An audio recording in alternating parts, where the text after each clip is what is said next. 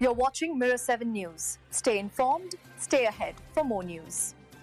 A powerful earthquake struck the central Philippines late Tuesday night, shaking communities, sending people rushing out of buildings, and triggering tsunami warnings across coastal provinces. According to the United States Geological Survey, the quake registered a preliminary magnitude of 6.9 and was centered only about 10 kilometers below the surface, just west of Palumpon and near the city of Boro in Cebu province. Because of its shallow depth, the tremors were felt intensely across the region. The Philippine Institute of Volcanology and Seismology, or PHIVOLCS,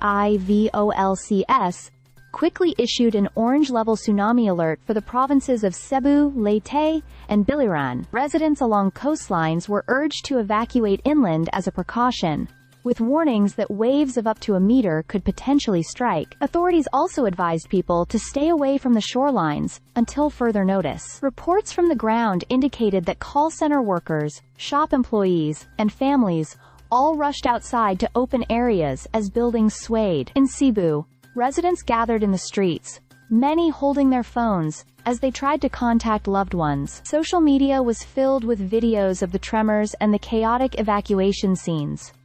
Local officials in Boro announced that search and rescue operations had already been launched. Early assessments suggested that more than 500,000 people across the Visayan Islands may have experienced very strong shaking. Experts noted that poorly constructed or badly designed structures could face considerable damage, while even sturdier buildings might suffer slight to moderate impacts. Power outages were reported in towns such as Datian Bantayan, where a historic stone church was also damaged. The earthquake struck as central Philippine provinces were still recovering from a deadly storm just days earlier, which killed at least 27 people and forced mass evacuations. With communities already stretched thin, this disaster added new challenges to local governments and emergency responders.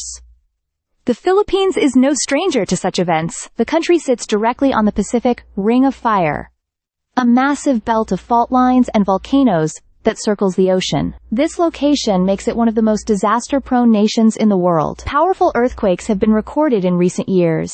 A 7.0 quake in northern Luzon in 2022 killed at least 5 people, while a 6.1 quake in 2019 claimed more than 10 lives.